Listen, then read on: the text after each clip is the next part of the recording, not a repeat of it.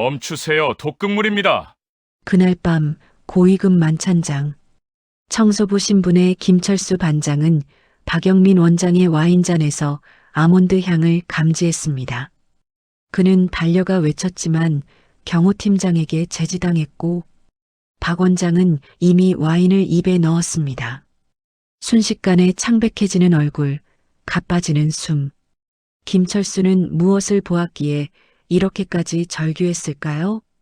사연 시작 전 구독과 좋아요를 눌러주시고 어디서 듣고 계신지 댓글 남겨주시면 그곳으로 행운이 가득 깃들기를 바라겠습니다.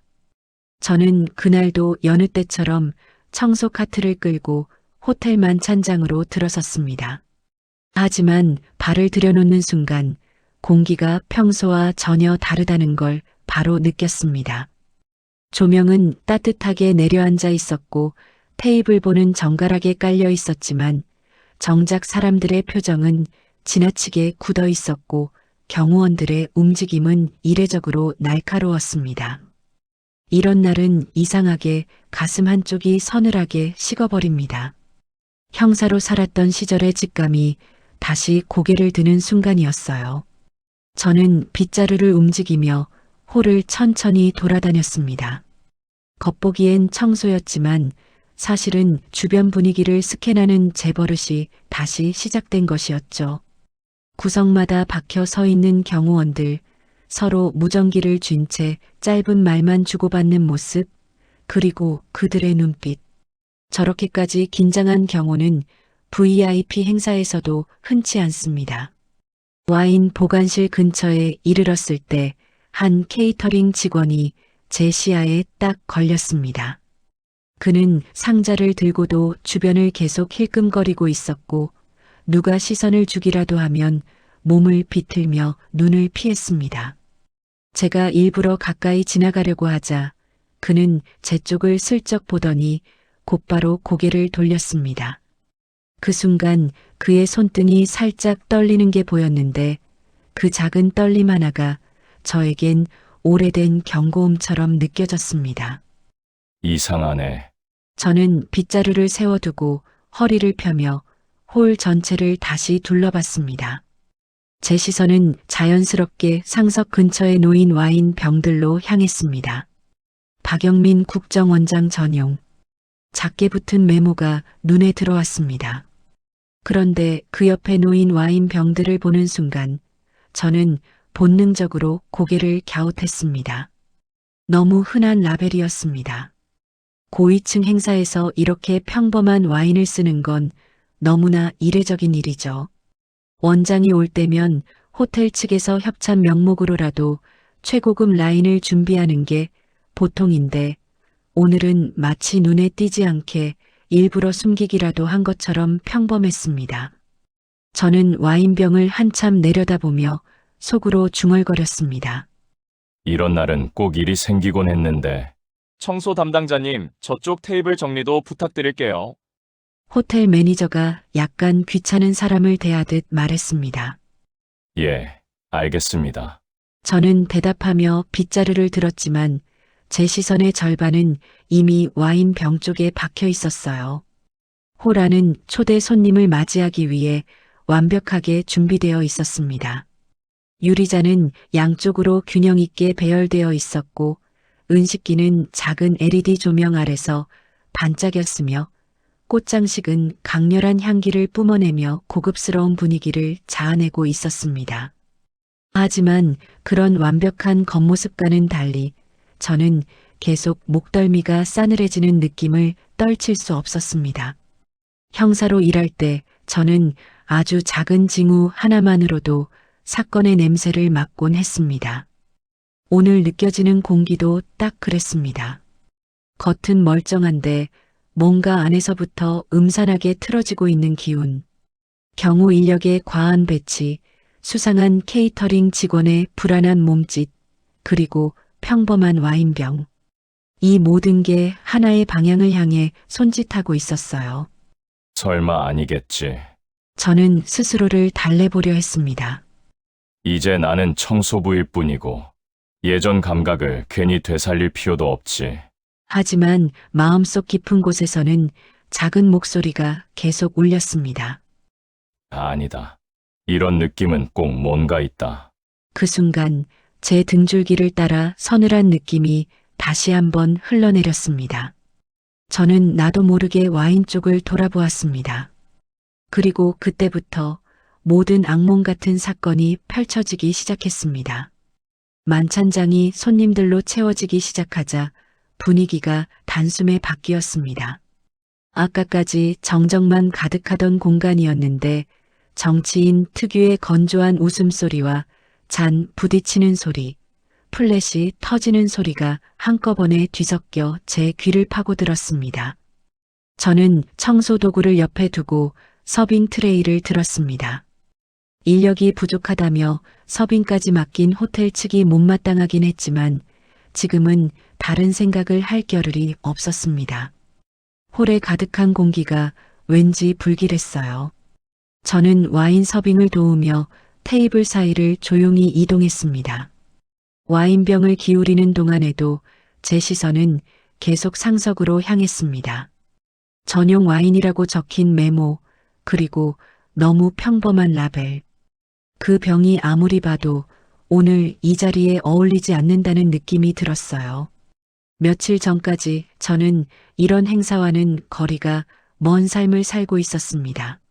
아내의 병원비를 위해 청소부 일을 하면서도 저는 제 직감이 완전히 죽지 않았다는 걸 느끼고 있었습니다.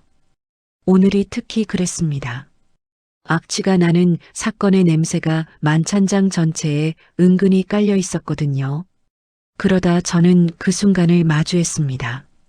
박영민 원장이 사용할 잔 위로 몸을 살짝 기울였을 때였습니다.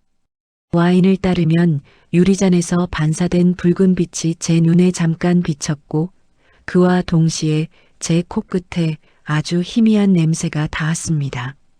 저는 순간적으로 숨을 멈췄습니다. 아몬드 향이었습니다.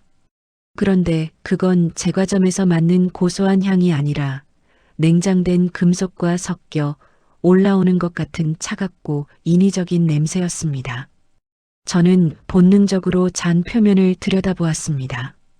붉은 와인 위에서 작은 기포들이 아주 천천히 올라오고 있었습니다.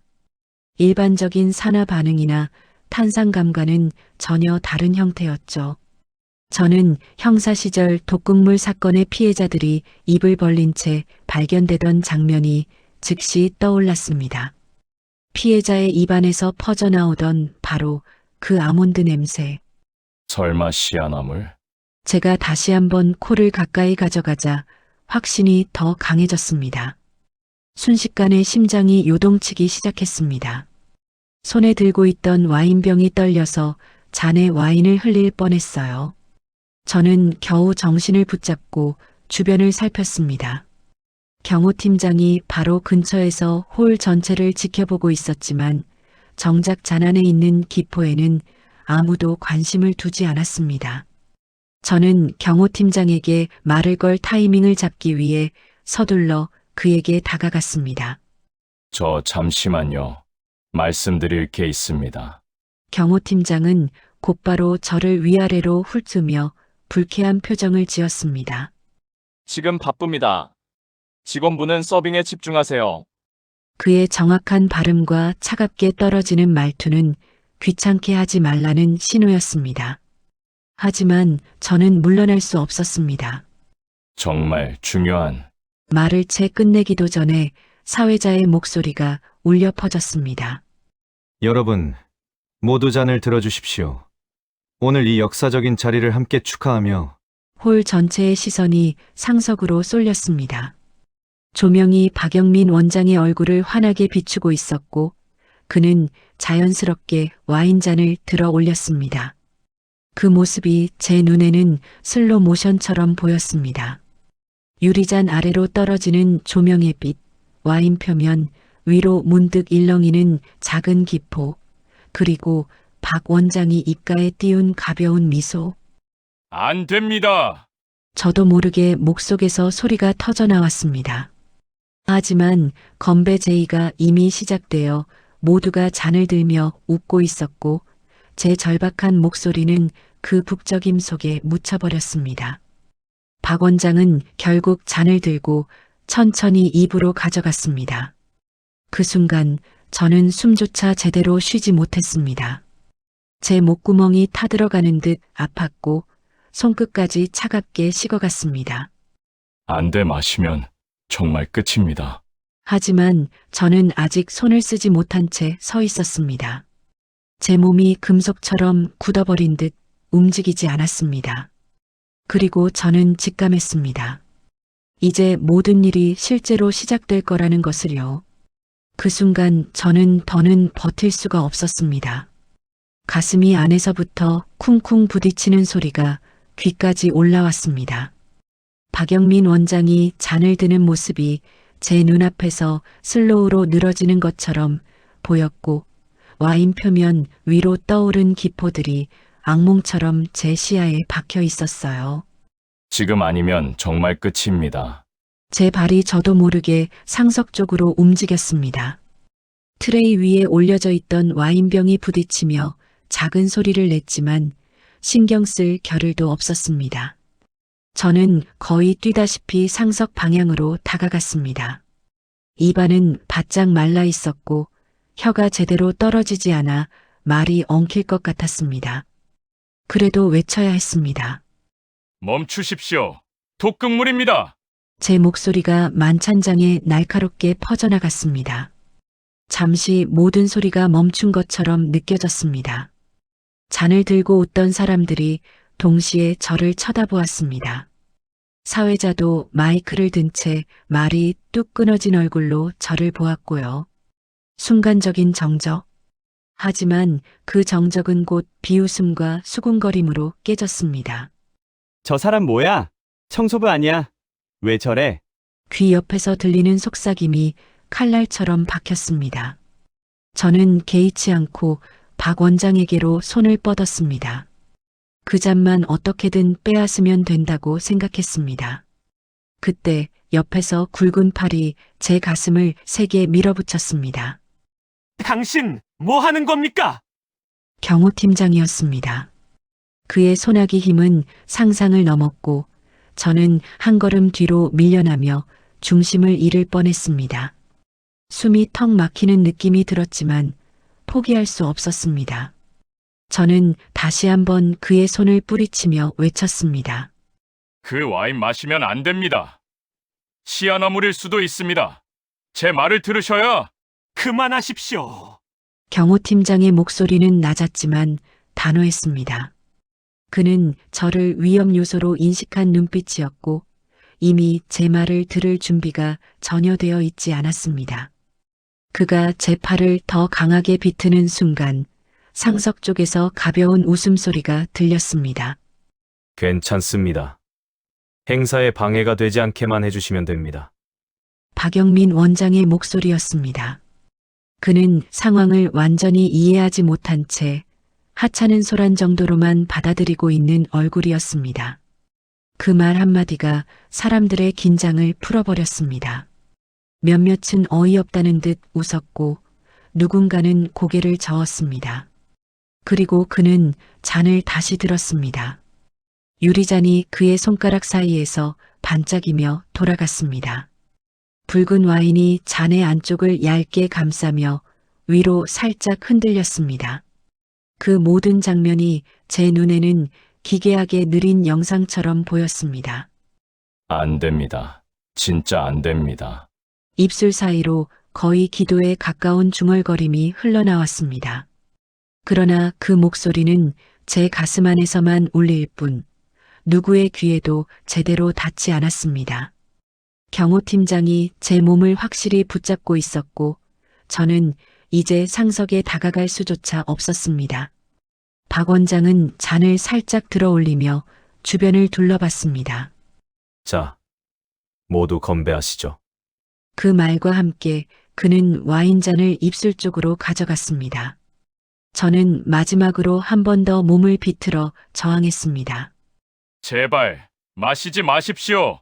비명이 목에서 찢어져 나왔지만 이번에는 웃음과 수군거림에 완전히 묻혔습니다. 그의 입술이 잔 가장자리에 닿았습니다. 유리와 치아가 스치는 미세한 소리가 제 귀에까지 들리는 것 같았습니다. 그리고 와인이 목으로 넘어갔습니다. 그 짧은 한 모금이었습니다. 하지만 저는 그 순간이 돌이킬 수 없는 선을 넘는 순간이라는 걸 알고 있었습니다. 잔이 다시 내려오고 주위 사람들은 별일 아니라는 듯 다시 웃고 떠들기 시작했습니다. 사회자는 머쓱한 분위기를 수습하려는 듯 농담을 던졌고 음악도 다시 볼륨을 키웠습니다. 오히려 저만 이 공간에서 이물질처럼 떠있는 느낌이었습니다. 경호팀장은 아직도 제 팔을 잡은 채 낮게 말했습니다. 행사 방해는 이 정도로 하시죠. 지금 바로 밖으로 나가주셔야 합니다. 저는 그를 똑바로 쳐다보며 말했습니다. 지금 독이 들어갔습니다. 증상이 곧 나타납니다. 그때 가서 후회하지 마십시오. 닥치지 않으면 정말 강제로 끌어내리겠습니다. 그의 눈빛은 이미 경고를 넘어서고 있었습니다. 하지만 제 신경은 이미 다른 곳에 가 있었습니다. 저는 상석의 박 원장만 보고 있었습니다. 목 주변의 작은 움직임, 손가락 끝의 긴장, 눈동자의 변화 하나하나에 시선이 박혔습니다. 이제일 겁니다. 숨이 가빠지고 어지러워지고 심장이 비명을 지르겠죠. 머릿속에서는 시아나물 중독의 전형적인 증상들이 체크리스트처럼 떠올랐습니다. 과거 사건 현장에서 보았던 시신들의 모습이 겹쳐 보였습니다. 파랗게 질린 입술, 손톱 밑에 핏기, 그리고 마지막까지 남아있던 공포에 질린 눈동자. 제 손이 떨리고 있었습니다. 하지만 공포 때문만은 아니었습니다. 막을 수 있었는데 내가 조금만 더 빨랐다면. 죄책감이 서서히 가슴을 조여오기 시작했습니다. 그때까지는 아직 아무도 이상을 느끼지 못하고 있었습니다. 하지만 저는 알았습니다. 지금 이 만찬장은 조용히 무너지는 중이라는 것을요. 그리고 잠시 후 제 두려움은 현실이 되기 시작했습니다. 와인이 목으로 넘어가는 장면이 제 눈에 찍히고 난 뒤 몇 초 정도는 아무 일도 일어나지 않는 것처럼 보였습니다. 그게 오히려 더 무서웠습니다. 사람들은 다시 웃기 시작했고 사회자는 아까 끊겼던 멘트를 이어가며 가볍게 농담까지 던졌습니다. 박영민 원장도 처음에는 평소처럼 고개를 끄덕이며 옆 사람과 인사를 주고받았어요. 하지만 저는 알고 있었습니다. 진짜 문제는 항상 이 잠깐의 공백 뒤에 찾아온다는 사실을요. 제 심장은 귀 옆에서 북처럼 울리고 있었습니다. 경호팀장이 아직 제 팔을 움켜쥐고 있었지만 저는 상석 쪽에서 눈을 떼지 않았습니다. 박 원장의 목 주변이 살짝 경직되는 게 보여서였습니다. 처음에는 단순히 말을 멈춘 정도였는데 곧 그의 시선이 허공을 향해 잠시 멎었습니다. 왔습니다. 그의 손이 와인잔 대신 물잔으로 향했다가 허공을 허우적거리는 모습을 보며 저는 입술을 세게 깨물었습니다. 박 원장은 가슴을 한번 크게 들이마시는 것처럼 숨을 들이켰습니다. 그런데 그 다음 숨이 자연스럽게 나오지 않았습니다. 가슴이 제대로 내려앉지 않는 것처럼 보였습니다. 그의 손가락이 넥타이를 움켜쥐었습니다. 단단하게 묶어놓은 넥타이가 갑자기 목을 조이는 밧줄처럼 느껴졌겠지요. 그는 넥타이를 아래로 잡아당기며 숨을 고르려 했습니다. 하지만 호흡은 점점 더 거칠어졌습니다. 원장님, 괜찮으십니까? 옆에 있던 인사가 놀란 얼굴로 물었고 곧 주변에서 떨어지는 의자 끄는 소리가 복도에서 들리는 경보음처럼 귀를 때렸습니다. 박 원장의 얼굴이 눈앞에서 희게 바래기 시작했습니다. 붉게 상기되었던 볼이 순식간에 피가 빠져나간 것처럼 창백해졌습니다. 입술 주변은 약간 자줏빛으로 변해갔습니다. 저는 그 색을 너무 잘 알고 있었습니다. 시아나물에 노출된 사람들의 입과 같은 색이었기 때문입니다. 수미. 박 원장의 목소리가 갈라지는 것이 들렸습니다. 그는 의자에 그대로 앉아 있다가 몸을 앞으로 숙이며 한 손으로 테이블을 짚었습니다. 유리잔이 덜컹거리며 쓰러질 듯 흔들렸고 포크와 나이프가 부딪히는 날카로운 소리가 연달아 났습니다. 누군가는 비명을 질렀고 누군가는 벌떡 일어났습니다. 의사, 여기 의사 없습니까? 구급차 불러. 구급차. 사람들의 목소리가 사방에서 터져 나왔습니다. 웅성거림이 곧 소란이 되었고 소란은 곧 공포로 번졌습니다. 박 원장은 결국 의자에서 미끄러지듯 내려왔습니다. 한쪽 무릎이 바닥에 먼저 닿고 곧 상체 전체가 의자 옆으로 쓰러졌습니다. 저는 그 순간 그의 눈을 보았습니다. 동공이 미세하게 떨리고 있었고 눈꺼풀이 제대로 감기지 않은 채 반쯤 떠져 있었습니다. 숨을 쉬셔야 합니다. 지금 심장이. 경호원들 중 한 명이 허둥지둥 넥타이를 풀어 헤치고 가슴을 두드리고 있었습니다. 하지만 그들의 손짓은 겁에 질려 있었고 움직임이 산만했습니다. 누구도 정확히 무엇을 해야 하는지 모르는 얼굴들이었습니다. 반면 저는 알고 있었습니다. 지금 이 사람의 몸 안에서 무슨 일이 벌어지고 있는지, 심장에서 산소가 어떻게 잘려나가는지, 뇌로 가는 혈류가 어떻게 막혀가는지 저는 알고 있었습니다. 그래서 더 무서웠습니다. 경호팀장은 이제 저를 붙잡고 있을 여유가 없었습니다. 그는 박 원장 쪽으로 달려가 무전기를 붙들고 의료팀 호출하라 를 반복하고 있었습니다. 그 틈을 타 저는 한 걸음, 두 걸음 상석 쪽으로 다가갔습니다. 박 원장의 호흡은 지금 완전히 흐트러져 있었습니다. 숨을 들이마시려고 할 때마다 가슴이 버둥거리듯 꿈틀거렸습니다. 목에는 선명한 힘줄이 솟아 있었고 손끝이 미세하게 파르르 떨리고 있었습니다. 시간이 없습니다. 이 상태로 몇 분만 더 가면 정말 돌이킬 수 없습니다. 제가 낮게 중얼거렸습니다. 제 귀에만 들리게요. 비켜 주십시오. 저는 이미 몸을 앞으로 숙이며 박 원장 쪽으로 손을 뻗었습니다. 그러나 주변에 서 있던 경호원이 반사적으로 팔을 벌리며 저를 또 막았습니다. 위험하니까 뒤로 빠지세요. 위험한 건 제가 아닙니다. 저분입니다. 시한화물 중독입니다. 치명적입니다. 제 목소리는 자꾸 떨리려고 했지만 최대한 또렷하게 발음을 했습니다. 그래야 그나마 누군가 제 말을 믿을 가능성이 생길 것 같았습니다. 무슨 근거로 그런 소리를 합니까?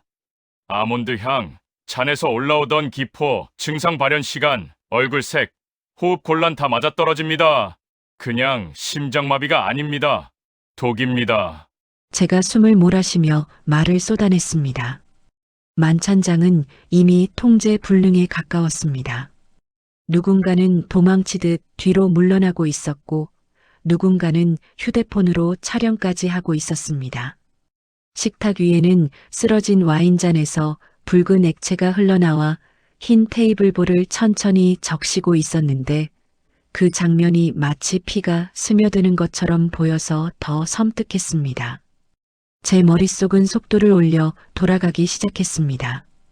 이 증상, 이 타이밍이면 아직 기회가 있습니다. 완전히 심장이 멈춘 건 아닙니다. 산소 공급만 조금이라도 서둘러 끊지 않게 만들면 아직 살릴 수 있습니다. 제 속에서 누군가 소리쳤습니다. 가만히 서 있으면 공범이나 마찬가지입니다. 그때였습니다. 박 원장의 몸이 한번 크게 경련했습니다. 마치 보이지 않는 손이 그의 몸을 잡아 흔드는 것처럼 팔다리가 한 번에 뛰었습니다. 주변에서 비명이 한 번 더 터졌습니다. 안 됩니다. 이렇게 보고만 있을 수는 없습니다. 저는 거의 제 자신에게 말하듯 중얼거렸습니다. 그리고 그 순간 저는 결심했습니다.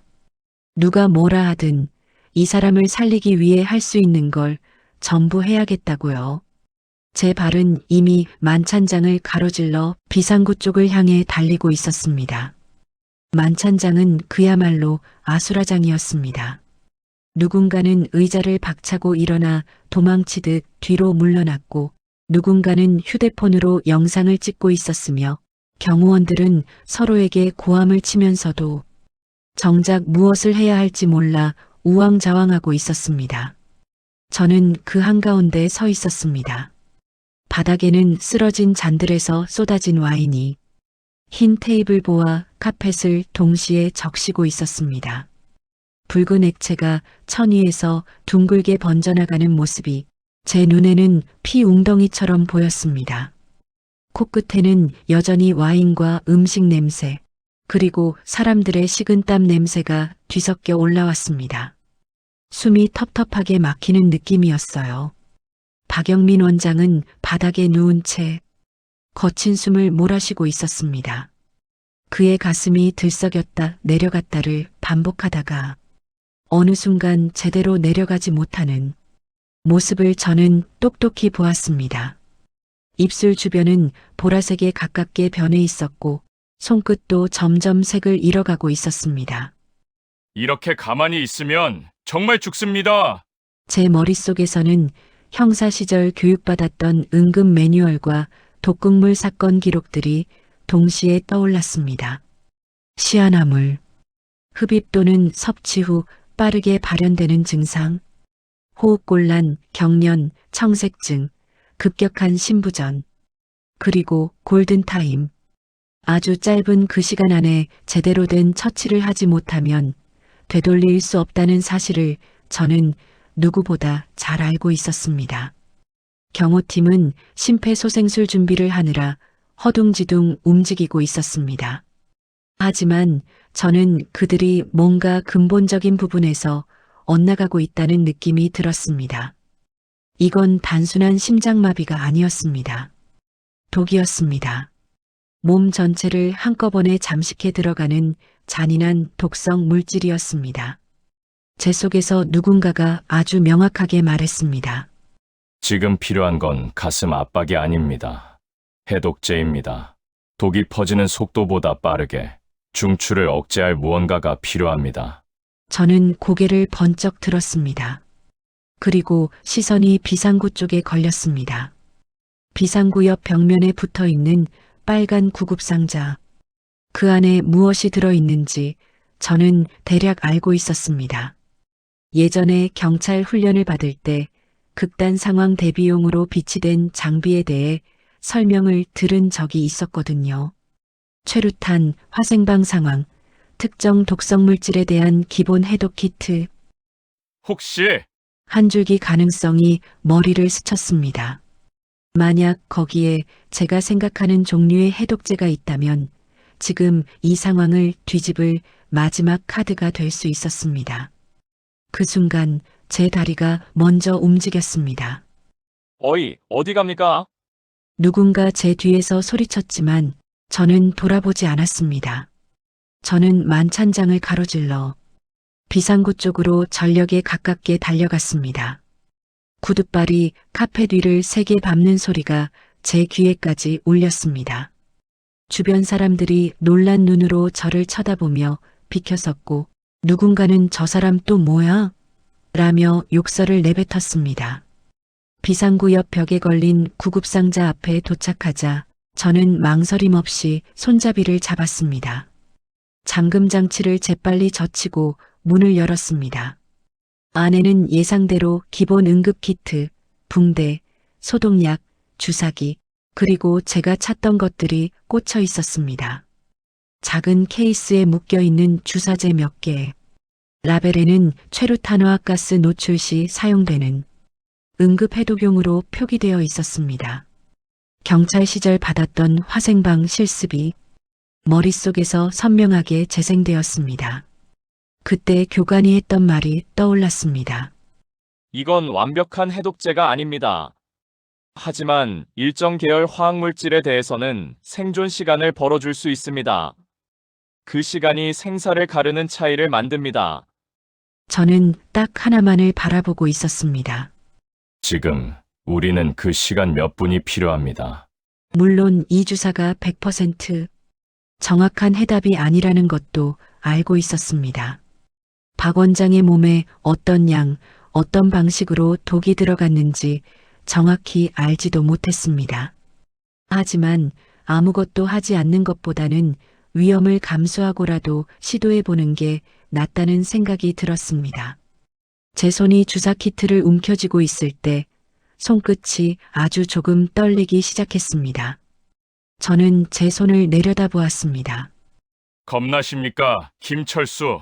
제 안에서 또 다른 제 목소리가 속삭였습니다. 겁이 났습니다. 만약 잘못되면 저는 단순한 청소부가 아니라 국정원장을 상대로 위험한 행동을 저지른 범인으로 몰릴 수도 있었습니다. 이미 해직된 형사, 비리 누명을 뒤집어 쓴 전과자, 그리고 이제는 국정원장 몸에 함부로 주사를 꽂은 사람. 상상만으로도 웃기지도 않았습니다. 하지만 저는 이미 너무 많은 죽음을 현장에서 지켜봤습니다. 가까이서 손만 뻗으면 닿을 수 있었는데도 아무것도 하지 못해 결국 싸늘해진 시신으로 바뀌는 사람들을 봤습니다. 그때마다 가슴 한쪽에 남았던 무력감은 지금 이 순간까지 제 안에 박혀 있었습니다. 이번에는 그렇게 두지 않겠습니다. 저는 작게 중얼거렸습니다. 이게 마지막 기회야. 입 밖으로 나온 말은 아주 낮았지만 제 귀에는 망치처럼 무겁게 들렸습니다. 저는 그 한마디로 제 행동을 스스로에게 허락했습니다. 그리고 이미 결정을 내렸습니다. 주사 키트를 주머니에 밀어넣고 저는 다시 만찬장을 향해 돌아섰습니다. 멀리서 사람들이 소란을 피우는 소리가 더 크게 들려왔습니다. 누군가는 울먹이고 있었고 누군가는 계속해서 숨을 쉬셔야 합니다. 라고 외치고 있었어요. 저는 숨을 크게 들이마셨다 내쉬었습니다. 심장이 여전히 빠르게 뛰고 있었지만 머릿속은 오히려 맑아진 느낌이었습니다. 해야 할 일이 너무 분명했기 때문입니다. 지금 난 다시 형사입니다. 누명을 쓴 해직자도 아니고 청소부도 아닙니다. 사람을 살리기 위해 움직이는 전 형사입니다. 그 생각을 붙잡은 채 저는 난장판이 되어버린 만찬장 안으로 다시 뛰어들었습니다. 만찬장으로 다시 뛰어들어갔을 때 공기는 이미 완전히 뒤집혀 있었습니다. 사람들의 비명, 의자 끄는 소리, 접시 깨지는 소리가 뒤엉켜 머릿속을 마구 긁어댔습니다. 그 소리들 사이로 박영민 원장의 가쁜 숨소리가 끊어질 듯 들려오는 것 같았습니다. 저는 사람들 사이를 밀치듯 헤치고 앞으로 나갔습니다. 주머니 안주사 키트의 각진 모서리가 허벅지를 계속 찔렀는데 그 감촉이 오히려 제게 정신을 붙잡게 해주었습니다. 여기서 주저하면 끝입니다. 이건 도박이 아니라 구조입니다. 박 원장은 여전히 바닥에 누워 있었습니다. 상성 옆 카펫 위에 반쯤 비스듬히 기대진 상태로 셔츠는 이미 몇 개 단추가 뜯겨나가 있었습니다. 가슴은 들쑥날쑥 불규칙하게 움직이고 있었고 목 주변 혈관이 도드라져 보였습니다. 경호원 한 명이 심폐소생술 자세를 잡으려는 듯 허둥지둥 그의 가슴 위쪽에 손을 올리려 했습니다. 잠깐만 멈추십시오. 저는 숨을 몰아쉬며 소리쳤습니다. 경호팀장이 번개처럼 고개를 돌렸습니다. 그 눈빛에는 이미 적개심과 의심이 가득했습니다. 또 당신입니까? 지금 뭐 하려는 겁니까? 저는 그의 눈을 피하지 않고 그대로 마주 보았습니다. 시간이 없습니다. 시아나물입니다. 심폐소생술만으로는 못 살립니다. 닥치세요. 의학 지식도 없는 사람이 독극물 사건 전담 강력반 반장이었습니다. 이런 증상 수십 번은 봤습니다. 제 목소리는 떨리고 있었지만 말은 또렷하게 내뱉었습니다. 그 한마디에 주변의 시선이 잠깐 멈춘 것이 느껴졌습니다. 저는 바로 주머니에서 주사 키트를 꺼냈습니다. 작은 플라스틱 케이스가 제 손 안에서 딸깍 소리를 내며 열렸습니다. 얇은 주사기와 투명한 액체가 담긴 앰플. 손에 쥐는 순간 땀 때문에 유리가 미끄러질 것 같은 느낌이 들었습니다. 저는 심호흡을 한 번 했습니다. 여기서 흔들리면 안 됩니다. 손이 아니라 마음이 문제입니다. 경호팀장이 제 쪽으로 성큼 다가왔습니다. 그거 뭐 하는 겁니까? 당장 내려놔요. 그가 제 손목을 잡으려는 순간 저는 반발짝 몸을 틀어 피했습니다. 이 주사만이 살릴 수 있습니다. 지금 이 사람 몸 안에 있는 독만 생각하십시오. 제가 어떤 인간인지는 나중에 의심하셔도 됩니다.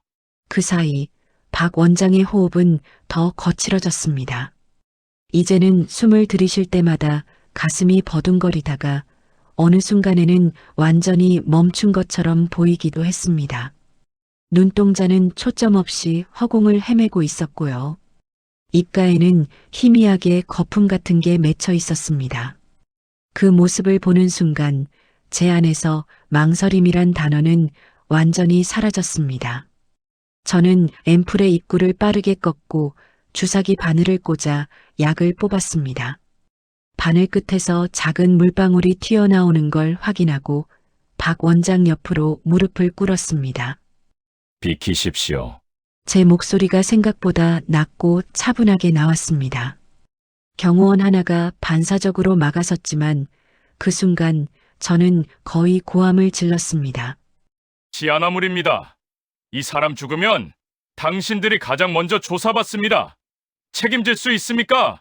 그 한마디에 그의 눈이 잠깐 흔들렸습니다. 그리고 아주 짧은 순간이지만 길이 열린 듯 했습니다. 저는 그 틈을 놓치지 않았습니다.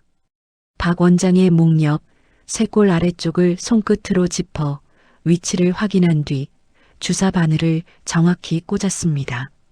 바늘이 피부를 뚫는 감각이 제 손끝으로 전해졌습니다. 저는 주먹을 꽉 쥔 손으로 플런저를 밀어 넣었습니다. 주위에서 찬성과 반대, 비난과 욕설이 동시에 터져나왔습니다. 저 미친놈 뭐야? 지금 국정원장 몸에 뭘 놓는 거야? 잡아! 당장 제지해! 여러 손이 제 어깨와 팔을 잡아당겼습니다. 몸이 뒤로 끌려나갈 듯 휘청였지만 저는 끝까지 주사기에서 손을 떼지 않았습니다.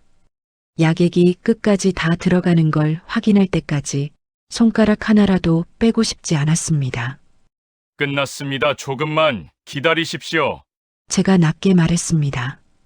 주위의 고함 속에서 제 목소리는 거의 묻혀버렸지만 제 자신에게 하는 말처럼 느껴졌습니다. 한 경호원이 제 멱살을 거칠게 잡았습니다. 당장 떨어져! 무슨 짓을 한 거야? 내가 책임질 수 있어? 지금은 제가 아니라 저 사람이 중요합니다. 숨이 돌아오는지 보시죠. 저는 그의 손에 잡힌 채로도 억지로 고개를 돌려 박 원장을 바라보았습니다. 처음 몇 초간은 아무 변화가 없는 것 같았습니다. 가슴은 여전히 불규칙했고 눈도 초점을 찾지 못하고 있었습니다. 위험한 침묵 같은 시간이 흘렀습니다. 이대로라면 제가 저지른 행동은 무모한 폭주가 되어버릴 수 있었습니다. 제발. 속으로 그렇게 되뇌는 순간 박 원장의 몸이 길게 숨을 한번 내뱉는 듯 흔들렸습니다. 마치 물속 깊이 가라앉아 있던 사람이 수면 위로 튀어오르는 것처럼 가슴이 크게 들썩였습니다. 허, 거친 숨소리가 그의 입에서 튀어나왔습니다. 공기를 처음 마셔본 사람처럼 서툴고 급한 호흡이었습니다. 가슴이 이전보다 조금 더 규칙적으로 움직이기 시작했습니다. 목 주변에 잔뜩 솟아있던 힘줄이 조금씩 가라앉는 게 보였습니다. 주변 사람들이 동시에 웅성거렸습니다. 숨 쉬신다. 방금 들었지? 숨소리. 살아있는 거야? 경호팀장의 소나기 힘이 미세하게 느슨해졌습니다.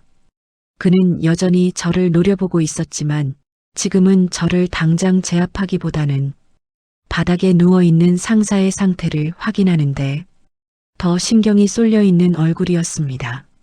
저는 헐떡이며 숨을 고르면서도 눈을 떼지 않고 박 원장의 흉부 움직임을 살폈습니다. 완전히 안심할 단계는 아니었지만 분명히 변화가 있었습니다. 됐다. 적어도 죽음 쪽으로만 계속 굴러가던 시계는 잠깐 멈췄습니다.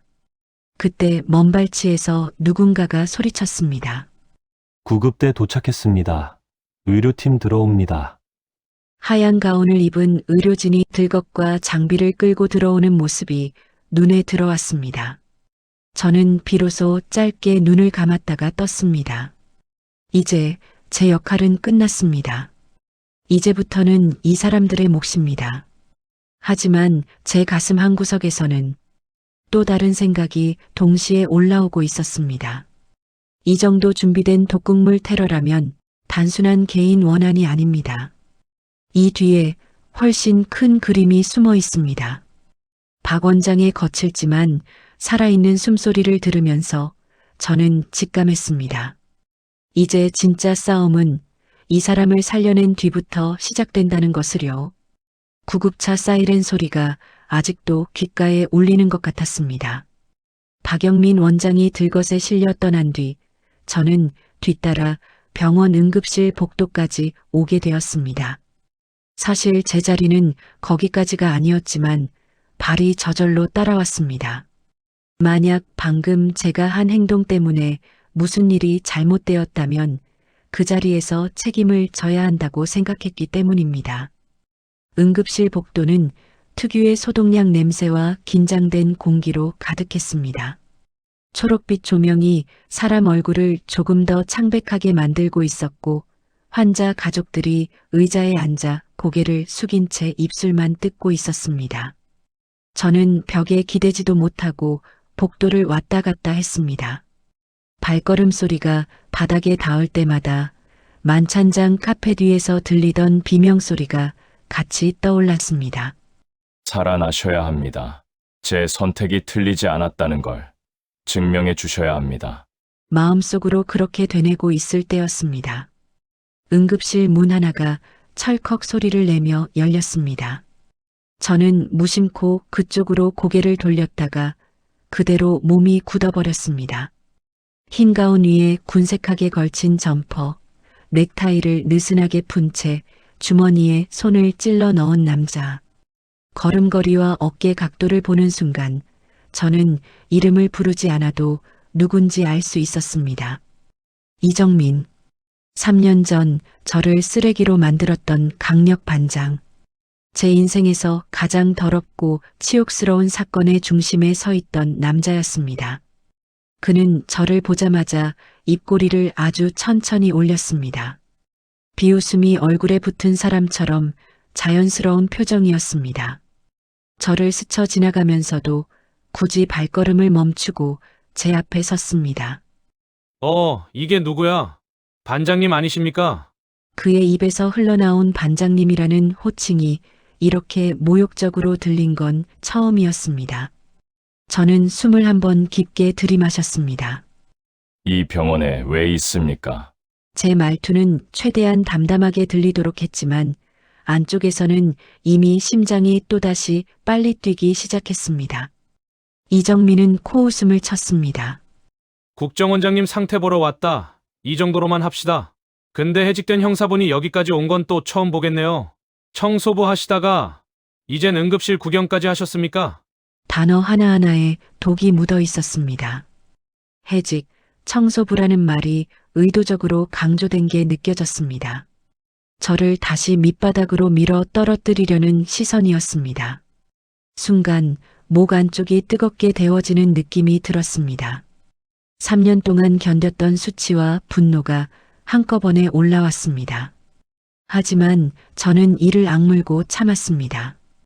감정적으로 나서면 이 사람이 바라는 그림을 그대로 그려주는 꼴이 될 것 같았기 때문입니다. 여전하군요. 입버릇도 태도도. 제가 그렇게 말하자 이정민은 어깨를 으쓱하며 조금 더 가까이 다가왔습니다. 그의 숨에서 묘하게 진한 커피 냄새와 담배 냄새가 섞여 나왔습니다. 그 냄새가 예전 조사실 공기와 겹쳐져서 제 속을 다시 뒤집어 놓았어요. 반장님이야말로 여전하시네. 듣자 하니 오늘도 참견하다가 난리 한번 치셨다면서요. 청소부가 국정원장님 몸에 멋대로 주사까지 놓고 이 정도면 그냥 감옥으로 다시 들어가는 게 더 편할 수도 있겠네. 살리려 했습니다. 저는 짧게 잘라 말했습니다. 그리고 살릴 겁니다. 오늘 같이 있었으니까 알겠죠. 이건 단순 사고가 아닙니다. 독극물입니다. 그는 제 말을 듣고 잠시 눈을 가늘게 뜨고 저를 바라봤습니다. 독극물. 그 얘기를 왜 나한테 할까? 내가 그 잔에 뭐라도 탔을 거라고 의심하십니까? 입꼬리가 더 위로 올라갔습니다. 대놓고 도발하는 표정이었습니다. 그렇게 말한 적은 없습니다.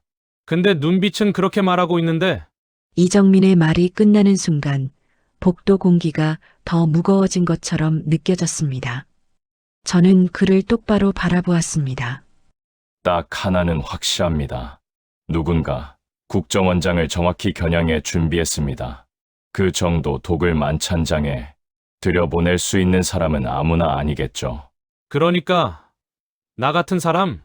그는 고개를 약간 기울이더니 낮게 웃었습니다. 반장님, 아직도 감이 안 오십니까?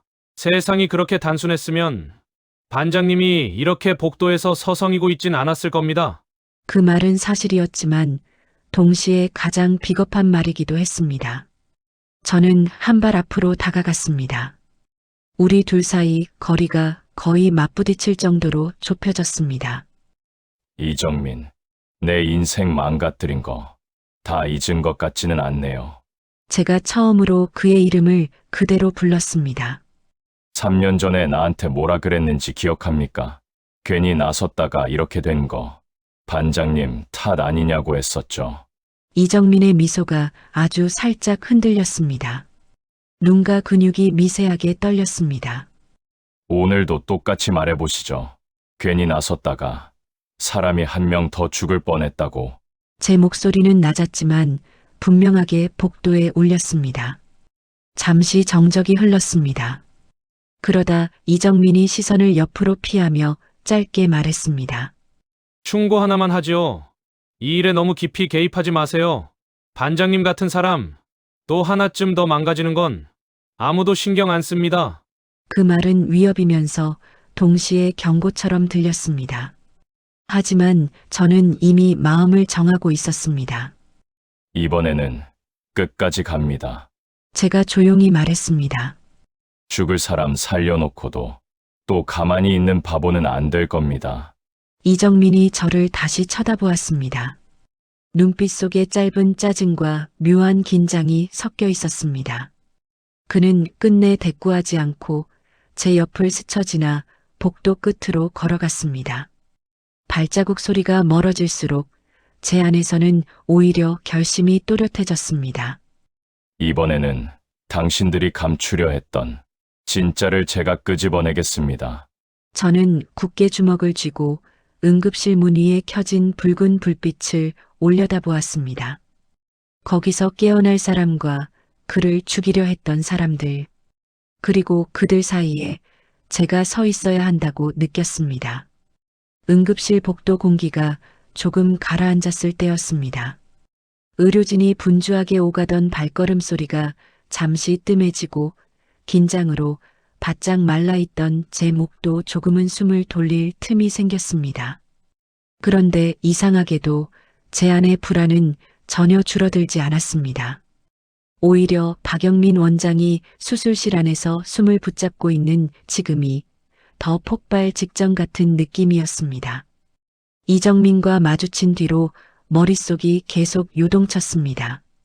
그의 비웃음, 말투, 그리고 마지막에 던졌던 경고 같은 말까지. 그게 단순한 허세가 아니라는 걸 저는 잘 알고 있었습니다. 그 사람은 아무 의미 없이 말을 흘리는 타입이 아니었으니까요. 잠시 자리를 비켜서서 물을 한 컵 마시고 돌아오는데 복도 끝에서 다시 낯익은 걸음걸이가 보였습니다. 이번에도 이정민이었습니다. 그는 휴대폰 통화를 마친 듯 한쪽 귀에서 폰을 떼며 일부러 그런 것처럼 제 앞을 가로질렀습니다. 아직도 안 갔습니까, 반장님? 그가 먼저 말을 걸었습니다. 혀 끝에 비아냥이 잔뜩 묻어있는 목소리였습니다. 저는 그를 똑바로 바라봤습니다. 상황이 끝난 것도 아닌데 제가 먼저 가기는 좀 그렇습니다. 끝난 거나 마찬가지 아닙니까? 의사들 말로는 고비는 넘겼다던데요. 그는 태연하게 말하면서도 눈빛에서 미묘한 불편함이 스쳐 지나갔습니다. 아마도 박영민이 죽지 않은 게 누군가에게는 상당히 골칫거리겠지요. 저는 그 눈빛을 놓치지 않았습니다. 살아나셨다면 다행입니다. 죽었으면 진짜 좋아했을 사람들도 많았을 텐데요. 제가 그렇게 말하자 이정민은 잠시 웃음을 거두었습니다. 반장님, 그런 식으로 말 돌리지 말고 본론으로 가시죠. 하고 싶은 말이 뭡니까? 저는 한 걸음 그에게 더 다가섰습니다. 복도 형광등 아래에서 그의 얼굴 주름과 눈 밑 그늘이 더 선명하게 보였습니다. 세월이 흘렀는데도 제 기억 속에서 악몽처럼 남아있던 그 표정은 하나도 변하지 않았습니다. 오늘 이 일 우연으로 안 보입니다. 제가 조용히 꺼낸 말에 그는 미간을 아주 살짝 좁혔습니다. 독극물, 국정원장, 만찬장. 이런 조합이 우연이었을 가능성은 거의 없습니다. 제가 형사였을 때라면 이건 철저히 계획된 기획 범죄라고 보고 수사에 들어갔을 겁니다. 그래서요? 그래서 이게 시작이라고 봅니다. 누군가 박영민을 지우려고 했고 실패했습니다. 그 얘기는 다음 수가 반드시 온다는 뜻입니다. 이정민은 고개를 살짝 젖히며 코웃음을 쳤습니다. 그걸 나한테 왜 말하죠? 난 그냥 이 병원 강력계 담당 반장인데. 아닙니다. 저는 단호하게 말했습니다. 당신은 3년 전에 박준호 검사 뒤에서 증거를 손봤던 사람입니다. 그 사건 덮으려고 저를 희생양 만든 사람이지요. 국정원장 소속 경호 동선, 만찬 정보, 이런 게 어떤 루트로 새어나가는지 누구보다 잘 아는 자리였을 겁니다. 그의 눈빛이 순간적으로 차가워졌습니다. 복도 공기가 한 번 더 가라앉는 느낌이었습니다. 해직 형사가 참 상상력은 풍부하시네요. 이정민이 한 발 제 쪽으로 다가왔습니다. 둘 사이의 거리가 짧아지자 그의 숨소리까지 느껴질 만큼 가까워졌습니다. 반장님, 아직도 본인이 피해자라고 생각하십니까? 3년 전에 이미 끝난 사건입니다. 기록에도 판결문에도 사람들 기억에도. 근데 다시 끄집어내서 뭐 하려고요? 또 어디 한번 부서져 보고 싶습니까? 저는 입술을 한번 꼭 깨물었습니다. 그의 말 하나하나가 제 과거를 후벼파고 있었습니다. 하지만 이번에는 도망치고 싶지 않았습니다. 독극물은 시작일 뿐입니다. 제 입에서 그 문장이 또렷하게 나왔습니다. 이 정도를 계획할 조직이면 박준호 검사 정도는 그냥 말단입니다. 진짜 몸통은 따로 있습니다. 3년 전 제가 뒤집어 쓴 사건도 그 흐름 안에 있었던 거고요. 이정민의 표정이 굳었습니다. 아까까지 비웃음을 띠던 눈가가 잠시 경직되었습니다. 제가 이어서 말했습니다. 당신도 그걸 알 겁니다. 그래서 지금 저한테 이러는 거겠죠. 나서지 말라. 또 망가질 거다.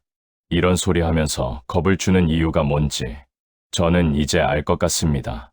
복도 끝에서 간호사 2명이 서류를 주고받는 소리가 희미하게 들려왔습니다. 그 소리 사이로 잠깐의 침묵이 길게 느껴졌습니다. 이정민은 고개를 살짝 숙였다가 다시 들었습니다. 그리고 낮게 말했습니다. 해직 형사 나부랭이가 뭘 어쩌겠냐고 진짜로 묻고 싶네요. 국정원장 독극물 사건, 국가적 비리 다 좋은데 반장님이 거기에 끼어들 수 있는 자리는 없습니다.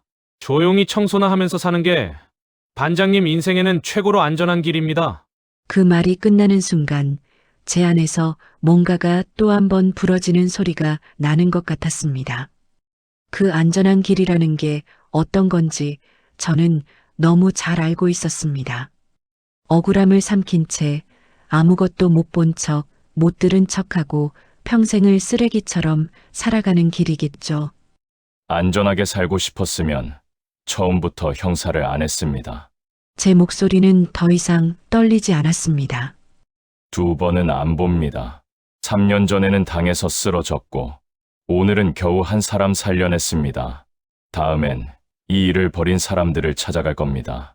당신이 그 길 앞에 서 있으면, 그땐 같은 편으로 설지, 상대편으로 설지, 그건 당신이 정할 문제고요. 이정민이 입술을 꾹 눌렀습니다. 그의 눈동자 안에서 무언가가 요동치는 게 느껴졌습니다. 그는 끝내 비웃음을 가장한 표정으로 말을 마무리했습니다. 충고는 했습니다. 나중에 몰랐다고만 하지 마세요, 반장님. 그가 뒤돌아 복도를 걸어가자 그의 발자국 소리가 유난히 크게 울렸습니다. 저는 그 뒷모습을 오래 바라보다가 천천히 시선을 돌려 응급실 문의 전광판을 올려다보았습니다. 의식 회복 중. 짧게 뜬 문구가 제 눈에 들어왔습니다. 저는 조용히 중얼거렸습니다. 좋습니다. 이제부터 진짜 시작입니다. 눈을 떴을 때 가장 먼저 들려온 건 규칙적인 심전도 소리였습니다. 삐, 삐, 삐. 그 소리가 이렇게 안도감을 주는 소리라는 걸 처음 알았습니다. 저는 병실 문 옆 의자에 앉아 있었고 허리는 굳어 있었으며 눈은 충혈이 되어 있었습니다. 얼마나 그렇게 앉아 있었는지는 저도 잘 모르겠습니다. 그저 의식을 곧 찾으실 겁니다라는 의료진의 말만 붙잡고 버틴 시간이었어요. 침대 위 산소 마스크를 쓴 박영민 원장이 천천히 눈꺼풀을 움직였습니다. 미세하게 떨리던 눈이 완전히 떠지자 그는 잠시 천장을 멍하니 바라보았습니다. 그 다음 고개를 아주 조금 제 쪽으로 돌렸습니다. 의식 회복하셨습니다. 아직 크게 말씀하시면 안 됩니다. 곁에 있던 의사가 그렇게 말하며 차트를 정리했습니다. 저는 자리에서 조심히 일어나 침대 끝으로 다가갔습니다. 박 원장의 눈동자가 제 얼굴을 또렷하게 잡아냈습니다. 그 순간 알 수 없는 떨림이 등줄기를 타고 흘렀습니다. 기억하실까? 만찬장에서 있었던 일들을. 박 원장의 입술이 살짝 움직였습니다. 산소 마스크 너머로 웅얼거리는 소리가 희미하게 들렸습니다. 의사가 마스크를 살짝 들어 올려주자 갈라진 목소리가 나왔습니다. 당신. 그 한마디에 방 안의 시선이 모두 저를 향했습니다. 의사, 간호사, 경호원. 저는 어쩔 줄 몰라 고개를 약간 숙였습니다. 청소부라고 했지요. 그 말에 가슴 한가운데가 찌릿하고 내려앉았습니다. 저는 작게 대답했습니다. 예, 청소 일을 하고 있습니다. 그의 눈이 잠시 흔들렸습니다. 만찬장에서 바닥에 쓰러져 숨을 제대로 쉬지 못하던 그 순간 떠올리는 것 같았습니다. 와인잔, 붉은 액체, 제 손에 들린 주사기. 그런 것들이 그 사람의 머릿속에서도 다시 재생되고 있을 겁니다. 그가 짧게 말했습니다. 독이라고 했지요. 치아한 화물. 저는 조용히 고개를 끄덕였습니다. 예, 증상상 그렇게 확신했습니다. 그는 숨을 한번 깊게 들이마시려 했지만 폐가 아직 완전히 따라와 주지 않는지 얼굴이 살짝 일그러졌습니다. 대신 눈빛이 더 선명해졌습니다. 그 많은 사람 중에 그걸 알아본 건 당신 하나였습니다. 그 말은 단순한 사실 확인이 아닌 분명한 질문에 가까웠습니다. 저는 한순간 대답을 망설였습니다. 청소부라기에는 너무 구체적인 판단이었고 그냥 우연이라고 하기엔 너무 정확한 행동이었습니다. 예전에 독극물 관련 사건을 여러 번 다뤘었습니다. 형사였습니다. 결국 저는 그 말을 꺼냈습니다. 박 원장의 눈이 살짝 커졌습니다. 형사. 옆에 있던 경호팀장과 비서실장이 눈빛을 주고받았습니다. 이 병실 안에서만 흐르는 공기가 확 바뀌는 게 느껴졌습니다. 지금은 해직된 상태입니다. 3년 전 비리 사건에 연루됐다는 누명을 썼습니다. 제가 덧붙이자 비서실장의 눈썹이 더 올라갔습니다. 그는 무언가 떠올렸다는 듯 태블릿을 조용히 들어 올렸습니다. 아마 이미 신원조회는 다 끝냈겠지요. 박 원장은 한동안 말을 잇지 않았습니다. 대신 제가 아니라 비서실장을 불렀습니다. 비서실장. 예, 원장님. 이 사람. 김철수 반장. 과거 기록 전부 가져오십시오. 언론 보도 말고 수사 기록, 재판 기록, 내부 보고서까지. 3년 전 사건 전부입니다. 비서실장은 잠시 망설이는 듯 하더니 곧 고개를 깊게 숙였습니다. 알겠습니다. 그 지시 하나로 제 과거 전체가 다시 끌려 나오게 된 것입니다.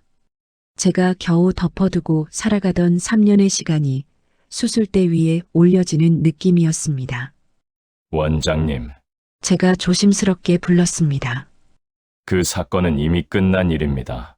괜히 건드리시면 원장님께도 부담이 될 수 있습니다. 그는 제 말을 들으며 천천히 입꼬리를 올렸습니다. 아주 미세한 웃음이었습니다. 내 목숨을 구한 사람이 손이 떨리면서도 내 목에 주사를 꽂았습니다. 그런 사람의 과거가 비리 형사라는 한 줄로 설명된다면 그게 더 이상한 세상 아닙니까? 그 말에 저는 아무 대답도 하지 못했습니다. 그리고 누군가가 나를 죽이려고 했습니다. 그의 목소리가 조금 더 또렷해졌습니다. 그 독이 어디서 왔는지, 누가 들여보냈는지, 왜 나였는지 이걸 캐다 보면 3년 전 반장님의 사건과도 연결되는 게 나올 것 같군요. 비서실장이 다시 한번 긴장한 얼굴로 태블릿을 움켜쥐었습니다. 경호팀장도 입술을 굳게 다물었습니다. 여기서부터는 단순한 하룻밤 사고가 아니라 국가 시스템 전체를 건드릴 수 있는 문제라는 걸 모두가 알고 있었기 때문입니다. 김 반장. 박 원장이 다시 저를 불렀습니다. 그가 처음으로 제 이름을 붙여 불렀습니다. 당신 눈에는 진실이 보이는 것 같습니다. 만찬장에서도 그랬고 지금도 그렇고. 그 말은 단순한 칭찬이 아니었습니다. 책임을 묻는 말처럼 들리기도 했습니다. 3년 전 당신에게 씌워진 누명. 그 사건의 진짜 얼굴을 나도 보고 싶군요. 그가 마지막으로 그렇게 말했습니다. 그 순간 저는 알았습니다.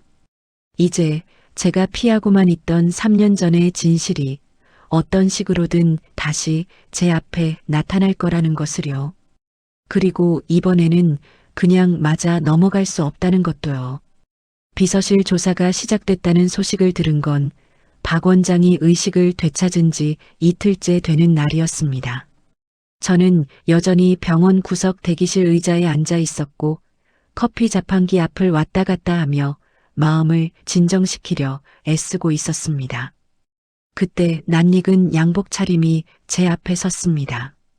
박 원장 비서실장이었습니다. 김철수 씨, 시간 좀 내주실 수 있겠습니까? 그 한마디에 제 심장이 한 번 더 내려앉았습니다. 저는 조용히 자리에서 일어났습니다. 예. 어디로 가면 되겠습니까? 우리는 병원 내 회의실로 향했습니다. 환자 보호자들이 쓰는 작은 공간이 아니라 국정원에서 급히 차려놓은 임시 브리핑룸이었습니다. 문을 열자 안에는 이미 몇 사람이 앉아 있었습니다. 비서진 둘, 국정원 요원 둘, 그리고 구석에 웅크리듯 앉아있는 남자 하나가 있었습니다.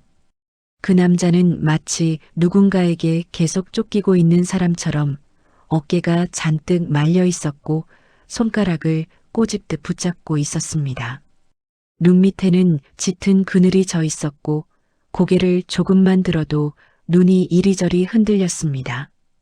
저는 형사 본능처럼 그가 오늘 이 자리의 핵심이라는 걸 바로 알아볼 수 있었습니다. 소개를 해야겠군요. 비서실장이 말했습니다. 이분은 3년 전 김 반장님 사건 당시에 경찰 내부에 계시던 분입니다. 그 말에 제 호흡이 잠깐 멈췄습니다. 남자는 움찔하더니 저를 힐끔 쳐다보고 다시 고개를 숙였습니다. 내부에 있었던 분이라면 제가 조심스럽게 말하자 비서실장이 대신 이어받았습니다. 예. 당시 수사 기록과 증거 관리 라인에 실제로 관여했던 분입니다. 그리고 오늘 자진해서 우리 쪽에 연락을 해오셨습니다. 김 반장님과 박 원장님 이야기를 하면서요. 회의실 안공기가 더 무겁게 가라앉았습니다.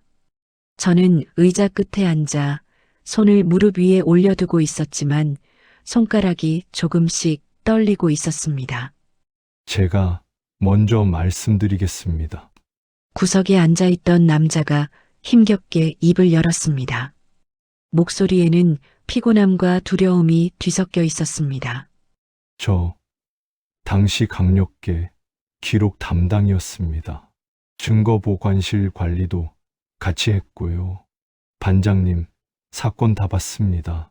반장님이라는 말이 그 사람 입에서 나오자 묘하게 기분이 이상했습니다. 3년 동안 아무도 저를 그렇게 부르지 않았거든요. 그때 이상하다고 생각했습니다. 너무 빨리 위에서 내려왔거든요. 비리 형사 하나 걸렸다. 처리하라라는 식으로요. 증거도 진술도 전부 방향이 이미 정해져 있는 느낌이었습니다. 그는 손을 비비며 말을 이었어요. 처음엔 그냥 시키는 대로 했습니다. 근데 어느 날 밤 박준호 검사랑 강력반장 이정민이 같이 들어오는 걸 봤습니다. 증거 없고 관실로요. 제 심장 박동이 귀에 울릴 정도로 커졌습니다. 이름을 듣는 것만으로도 손에 식은땀이 차올랐습니다. 그 사람들이 기존 증거를 빼고 다른 걸 넣었습니다. 녹음기 2개, 서류, 봉투 몇 개, 그리고 저를 밖으로 내보내더니 아무것도 보지 못한 걸로 하라고 했습니다. 그때부터였어요. 수사가 갑자기 속도가 붙은 게 그는 고개를 풀썩 숙였습니다. 그날 이후로 잠을 제대로 못 잤습니다. 반장님이 해직됐다는 뉴스 볼 때마다 토할 것 같았고요. 근데 나서는 게 무서웠습니다. 저 혼자라고 생각했거든요. 저는 입술을 꽉 깨물었습니다. 머리가 뜨거워졌다가 곧 차갑게 식는 느낌이었습니다. 그런데 왜 지금 나섰습니까? 제 질문에 남자는 잠시 말을 멈추더니 작게 웃었습니다. 그 웃음에는 자조가 잔뜩 섞여 있었습니다. 뉴스를 봤습니다. 청소부가 국정원장 살렸다고, 독극물, 해직 형사, 이런 단어들이 같이 돌아다니더군요. 그거 보고 이대로 있으면 안 되겠다는 생각이 들었습니다. 이 사람, 김철수 반장님이 또다시 희생양이 되는 그림이 떠올랐어요. 위에서 보기엔 딱 좋은 카드 아닙니까? 사건 하나 더 덮기에. 회의실에 조용한 정적이 내려앉았습니다. 비서실장은 조용히 테이블 위에 USB 하나와 작은 녹음기를 꺼내 올려두었습니다. 이분이 가져오신 것입니다. 남자는 고개를 끄덕였습니다. 당시 제가 몰래 백업해둔 겁니다. 언젠가는 필요할 것 같아서요. 박준호 검사와 이정민 반장이 나눈 통화 내용, 회의실 CCTV에서 캡처한 음성, 그리고 반장님을 어떻게 몰아붙일지 정리한 문건들입니다. USB와 녹음기가 제 눈에는 폭탄처럼 보였습니다. 작은 플라스틱 조각들인데 제 3년을 통째로 뒤집어 버릴 수 있는 물건이었으니까요. 김 반장님, 비서실장이 제 쪽을 바라보며 말했습니다. 이 자료들 원장님께 직보로 들어갈 겁니다. 그리고 공식 조사 절차도 바로 개시할 예정입니다. 다만 그는 잠시 말을 골랐습니다. 생각보다 더 큰 것들이 걸려 나올 수도 있습니다. 준비되셨습니까? 저는 눈을 감았다가 떴습니다. 만찬장, 응급실, 이정민의 비웃음, 박 원장의 눈빛이 한 번에 떠올랐습니다. 그리고 제 아내가 누워있는 병실과 그 옆에 놓인 병원비 청구서들도 같이 떠올랐습니다. 솔직히 말씀드리면 무섭습니다. 제가 말했습니다. 하지만 이걸 피하면 앞으로 제 인생은 영원히 비리 형사 셋자로 끝날 겁니다. 그건 죽으라는 말과 다를 게 없습니다.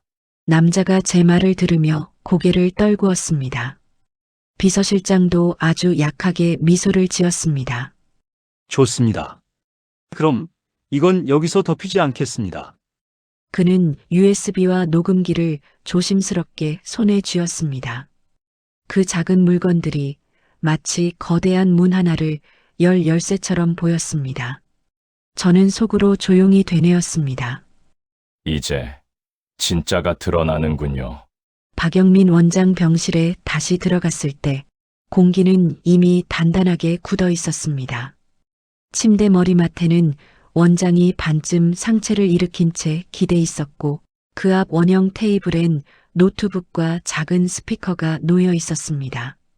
그 맞은편 서로 약간 떨어진 의자 2개에 박준호와 이정민이 앉아 있었습니다. 둘 다 넥타이는 단정했지만 표정만큼은 정돈되지 않았습니다. 저는 경호원 뒤쪽 문 옆에 서 있었습니다. 방 한가운데로 들어가고 싶었지만 제 자리는 거기까지가 아니라는 걸 알고 있었습니다. 그래도 이 장면만큼은 끝까지 봐야 한다고 느꼈습니다. 두 분, 오해 없게 하기 위해 미리 말씀드립니다. 박 원장이 낮고 갈라진 목소리로 말했습니다. 지금부터 들으실 것은 누군가의 주장이나 소문이 아니라 여러분 목소리입니다. 비서실장이 USB를 노트북에 꽂았습니다. 화면이 잠시 깜빡이더니 곧 재생 버튼 모양이 떴습니다. 비서실장이 조용히 클릭했습니다. 처음에는 잡음이 조금 섞인 소리가 흘러나왔습니다. 곧 익숙한 목소리가 들렸습니다.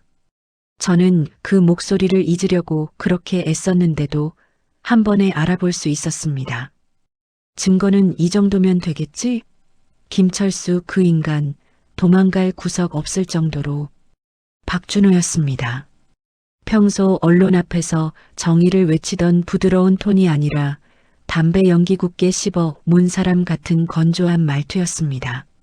너무 티나면 곤란합니다, 검사님. 그래도 수사처럼 보여야 하니까요. 이정민의 목소리가 뒤를 이었습니다. 녹음기 속에서도 비웃음이 묻어 있었습니다. 제 손이 무릎 위에서 천천히 말려 들어갔습니다. 손톱이 손바닥 살을 파고들 정도로 힘이 들어갔습니다. 어차피 위에서 원하는 건 하나. 사건 덮을 명분. 비리 형사 하나 희생하면 그걸로 정리되는 거고. 그러니까 이 녹취만 잘 남겨두자고. 나중에 혹시라도 뒤집히면 같이 죽는 거니까. 자기들끼리 웃는 소리가 이어졌습니다. 박준호가 낮게 웃었고 이정민도 따라 웃었습니다. 그 웃음이 제 귀에는 칼 긁는 소리처럼 들렸습니다. 방 안 공기가 점점 더 얼어붙었습니다. 박준호의 얼굴에서 피가 서서히 빠져나가는 게 제 자리에서도 보였습니다. 처음엔 뭐 이런 장난을이라는 표정이더니 두 번째, 세 번째 파일이 재생될수록 입술이 바짝 말라붙었습니다. 언론 쪽은 제가 정리하겠습니다. 김철수 그 인간 평소에도 윗선이랑 마찰이 많았으니까요. 문제 인물 하나 만들어두면 두고두고 쓰기 좋지 않습니까? 이번엔 이정민이었습니다. 저는 자기도 모르게 코웃음이 나올 뻔해서 이를 꽉 물었습니다. 재생이 끝났을 때 병실 안에는 심전도 소리만 또렷하게 들렸습니다. 삐 그 일정한 소리가 오히려 긴장감을 더 올리고 있었습니다. 박 원장이 두 사람을 번갈아 보았습니다. 할 말이 있습니까? 박준호가 먼저 입을 열었습니다. 원장님, 이건 편집됐을 가능성이 높습니다. 저를 음해하려는 편집 안 했습니다. 비서실장이 단호하게 끊었습니다. 당시 경찰 내부 서버, 통신 기록, CCTV 음성까지 교차 검증했습니다. 두 분 목소리 맞습니다. 이정민은 아까와는 달리 거의 말을 하지 못하고 있었습니다. 이마에 송골송골 땀이 맺혀 있었고 손가락이 의자 팔걸이를 괜히 긁고 있었습니다. 저는 그 모습을 보면서도 이상하게 통쾌함보다 허무함이 먼저 올라왔습니다. 내 3년을 이렇게 망가뜨린 인간들이 이렇게 비겁하게 무너지려고 했습니까? 박 원장은 한숨을 길게 내쉬었습니다. 김 반장에게 씌운 누명이 결국 나를 죽이려 한 사건과 연결돼 있군요. 그가 제 쪽으로 잠시 시선을 돌렸습니다. 김 반장, 잘 들으셨습니까?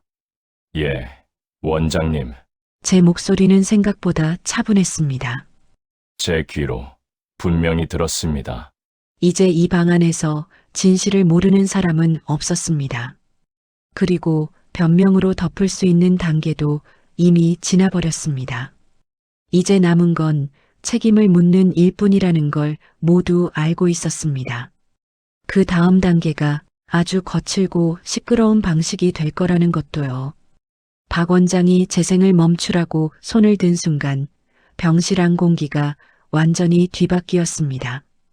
방 안에 있는 모든 사람의 시선이 두 남자에게 꽂혀 있었고 저는 문가에서 그들의 얼굴이 점점 일그러지는 모습을 지켜보고 있었습니다.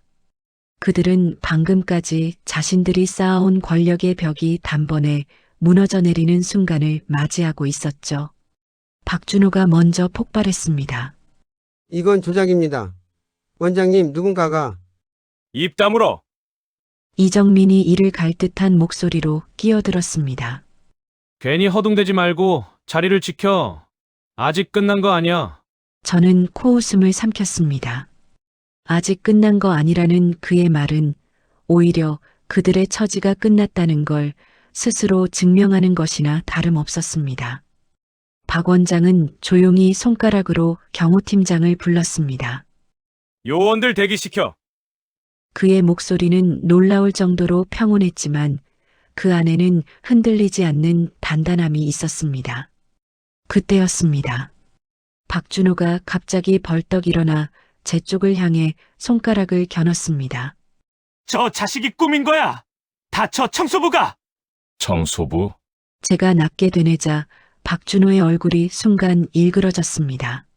제가 당신들처럼 더러운 짓을 했으면 여기까지 올 일도 없었겠죠? 제 목소리는 격앙되지 않았지만 병실 바닥까지 내려 꽂히는 무게가 실렸습니다. 상황은 순식간에 폭발했습니다. 박준호는 문 쪽으로 달렸고 이정민은 반대로 비서실장이 들고 있던 노트북을 빼앗으려 했습니다. 순간 병실 안이 엉망이 되었고 저는 반사적으로 앞으로 한 걸음 나갔습니다. 제 앞에! 박 원장의 명령과 동시에 국정원 요원 4명이 병실 문을 밀고 들어왔습니다. 검은 제복이 퍼덕이며 시야를 가렸고 박준호는 팔을 붙잡힌 채 바닥으로 끌려갔습니다.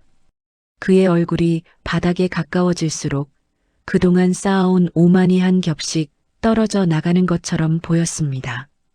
나, 이건 음해야. 내가 누구인지 알아? 나. 직권남용, 증거 조작, 무고 혐의로 체포합니다. 요원의 목소리는 단호하고 짧았습니다. 그 선고는 판결문과 다름없었습니다.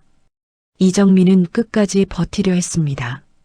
검사가 날 가만두지 않을 거야, 너희들 다! 요원 2명이 그의 양팔을 꺾어 수갑을 채웠습니다. 팔이 뒤로 꺾이는 순간 그의 표정은 마치 3년 전 제게 억울함이라는 굴레를 씌웠던 그 순간의 반대 장면처럼 보였습니다. 이번에는 그가 억울함을 외쳐도 아무도 귀 기울여주지 않았습니다. 제가 그들을 바라보고 있을 때 박준호가 마지막 몸부림을 치며 고개를 들었습니다. 김철수, 내가 이겼다고 생각하지 마. 저는 단호하게 말했습니다. 이긴 게 아니라 되돌린 것뿐입니다. 요원들이 두 사람을 병실 밖으로 끌고 나가자 바닥에는 수갑 체결음만이 잔잔히 남았습니다. 찰칵, 찰칵. 그 규칙적인 금속음이 제 마음속 깊은 곳에 굳은 매듭을 하나씩 끊어내는 듯 했습니다. 박 원장이 조용히 저를 향해 고개를 끄덕였습니다. 김 반장 이제 당신 몫을 되찾을 때가 왔습니다. 그 말을 들은 순간 제 안에서 촉촉하게 묻혀있던 무언가가 기지개를 켰습니다. 3년 동안 짓눌려 있던 숨이 본물 터지듯 몰려왔습니다. 그리고 저는 처음으로, 정말 처음으로 제 삶이 다시 앞으로 나아간다는 걸 실감했습니다. 수술실 불이 아직 켜져 있었습니다. 붉은색과 초록, 색등이 번갈아 반짝이는 수술실 앞 복도에서 저는 몇 시간째 같은 자리를 맴돌고 있었습니다. 벽시계를 올려다볼 때마다 초침이 느리게 기어가는 것처럼 보였고 의자에 앉으면 다리가 저려서 다시 일어나 복도를 걸었습니다. 신발 밑창이 바닥을 스치는 소리가 좁은 공간에 낮게 울렸습니다. 아내를 수술실로 보내고 나서 머릿속은 복잡하게 뒤엉켜 있었어요. 박준호와 이정민이 수갑을 차고 끌려가던 장면, 박영민 원장이 제게 건넸던 말, 그리고 병원비 청구서에 찍힌 숫자들까지. 하지만 결국 모든 생각은 한 곳으로 돌아왔습니다. 저 문 안에 있는 사람. 아내는 제 옆에서 가장 조용하게, 그러나 가장 크게 희생해준 사람이었습니다. 제가 형사 일을 하면서 밤샘 수사, 위험한 잠복, 윗선과의 충돌로 집에 들어오지 못하던 날에도 투덜거리면서도 밥을 해두고 기다리던 사람이었죠. 그런 사람이 제가 누명을 쓰고 해직된 뒤로는 누구보다 더 깊이 무너졌습니다. 몸까지 망가졌으니까요. 김철수님 보호자분? 간호사의 목소리에 저는 화들짝 고개를 들었습니다. 수술실 불이 꺼져 있었고 문 위에 붉은 등이 내려가 있었습니다. 심장이 순간 세게 내려앉았다가 곧 미친 듯이 뛰기 시작했습니다. 수술 끝났습니까? 예. 남편분이시죠? 교수님께서 직접 설명해 주신다고 했습니다. 잠시만요. 곧 수술복을 입은 집도이가 모자를 벗으며 걸어 나왔습니다. 땀을 휴지로 훔치고는 제 앞에 서서 고개를 끄덕였습니다. 수술은 잘 끝났습니다. 그 한마디에 다리가 풀릴 것 같았습니다. 허리를 굽혀 겨우 인사를 했습니다. 정말 감사합니다. 상당히 진행된 상태였지만 수술 시점은 나쁘지 않았습니다. 솔직히 말씀드리면 조금만 더 늦었으면 이렇게 말 못했을 수도 있습니다. 그 말이 칼처럼 가슴에 박혔습니다. 제가 만찬장 바닥을 청소하며 허리 굽히고 있던 시간들, 병원비 걱정에 수술을 미루던 날들이 한꺼번에 떠올랐습니다. 앞으로 관리만 잘하시면 일상생활에는 큰 문제 없을 겁니다. 회복실로 옮기는 대로 잠시 얼굴 보셔도 됩니다. 의사가 그 말을 남기고 돌아서자 저는 벽에 손을 짚고 잠시 고개를 떨구었습니다. 눈앞이 뿌옇게 흐려졌습니다. 사람들 많은 복도에서 울고 싶지는 않았지만 눈물이 제 뜻대로 멈춰지지가 않았습니다. 잠시 후 회복실로 들어갔을 때 아내는 산소 튜브를 낀 채 누워 있었습니다. 얼굴은 조금 창백했지만 호흡은 규칙적이었습니다. 심전도 모니터의 초록 선이 일정한 파동을 그리며 움직이고 있었고 B- 소리가 규칙적으로 들려왔습니다. 그 소리가 이렇게 고맙게 들린 건 처음이었어요. 저는 조심스럽게 침대 곁으로 다가가 아내의 손을 잡았습니다. 손등에는 주사 바늘이 꽂혀 있고 테이프가 붙어 있었습니다. 그래도 그 손은 따뜻했습니다. 여보. 아내가 천천히 눈꺼풀을 떴습니다. 초점이 완전히 잡히지 않은 눈이 이리저리 흔들리다가 제 얼굴에서 멈췄습니다. 여보, 왔어요? 그 목소리를 듣는 순간 그동안 버텨왔던 것들이 한 번에 무너져 내렸습니다. 저는 울컥해 제대로 말이 나오지 않았습니다. 응, 나왔어. 수술 잘 끝났어. 이제 괜찮대. 아내는 힘없이 웃음을 지었습니다.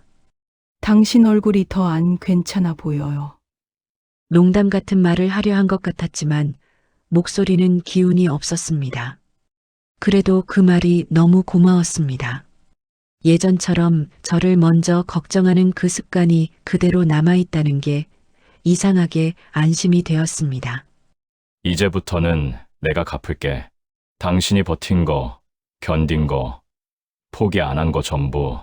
제가 그렇게 말하자 아내는 잠시 눈을 감았다가 다시 떴습니다. 그냥 옆에만 있어줘요. 그거면 됐어요. 그 말이 가슴 깊숙이 내려앉았습니다.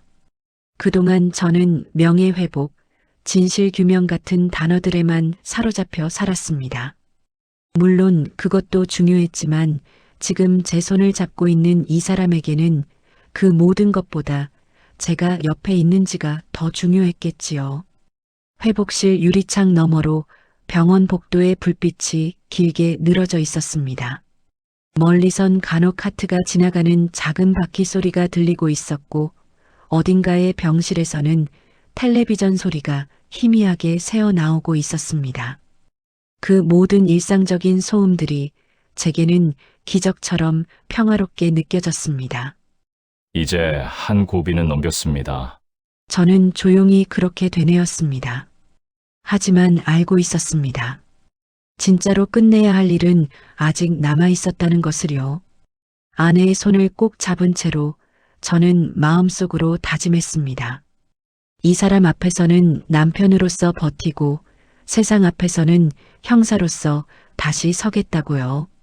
재심 선고 공판이 열리던 날 저는 법정 건물 앞에서 한참을 서 있었습니다. 회색 돌계단 위로 사람들 발걸음이 끊이지 않았고 기자 몇 명은 이미 카메라를 설치해 두고 있었습니다. 플래시를 아직 터뜨리진 않았지만 검은 렌즈들이 이쪽을 향해 있다는 것만으로도 숨이 조금 막혔습니다. 법정 안으로 들어가자 특유의 싸늘한 공기가 느껴졌습니다. 나무 벽과 벤치에서 오래된 바니시 냄새가 올라왔고 높은 천장 때문에 사람들 속삭임도 약간 메아리처럼 번져 들렸습니다. 제 자리는 피고인석이 아니라 방청석 맨 앞줄이었습니다. 이번 재판의 주체는 제가 아니라 3년 전 판결과 그 재판부 전체였으니까요. 제 옆에는 아내가 앉아 있었습니다. 수술 후 많이 회복되었지만 아직 완전히 건강한 얼굴은 아니었습니다. 그래도 그날만큼은 힘을 짜내서 단정하게 차려입고 제 옆에 서겠다고 고집했습니다. 여보, 혼자 가게 못합니다. 여기까지 왔는데 마지막은 같이 봐야죠. 그 말에 저는 더 이상 말릴 수 없었습니다. 방청석 뒤쪽에는 경찰 동료였던 얼굴들도 보였습니다. 3년 전 저와 눈을 제대로 마주치지 못하던 사람들, 아무 말 없이 제 옆을 지나쳤던 사람들이 오늘은 묵묵히 이 자리를 채우고 있었습니다. 눈이 마주친 몇 사람은 작게 고개를 숙여 인사했습니다. 그게 사과인지 응원인지 저도 정확히는 모르겠습니다. 다만 마음 어딘가가 조금씩 풀어지는 느낌이 들었습니다. 곧 재판장이 입장한다는 안내음이 울렸습니다. 모두 일어나자 나무 바닥에서 동시에 발소리가 나며 울렸습니다. 검은 법복을 입은 판사가 자리에 앉고 서류를 정리하는 소리, 마이크 잡음을 한번 고르는 소리가 잔잔하게 퍼졌습니다. 지금부터 피고인 김철수에 대한 재심 선고를 진행하겠습니다. 판사의 목소리가 또렷하게 법정 안을 채웠습니다. 저는 무릎 위에 올린 두 손을 꼭 맞잡았습니다. 손가락 마디마다 힘이 들어갔습니다. 3년 전 이와 비슷한 자리에서 저는 손이 떨려 재판 기록을 제대로 잡지도 못했습니다. 그때 판사의 입에서 나온 말은 단 하나였습니다. 유죄. 그 한마디에 제 인생이 바로 나락으로 떨어졌습니다. 이번에는 그 반대가 되기를 바라는 마음과 동시에 혹시라도 다시 악몽 같은 결과가 나올까 두려운 마음이 얽혀 있었습니다. 판사가 차분히 서류를 읽어 내려갔습니다.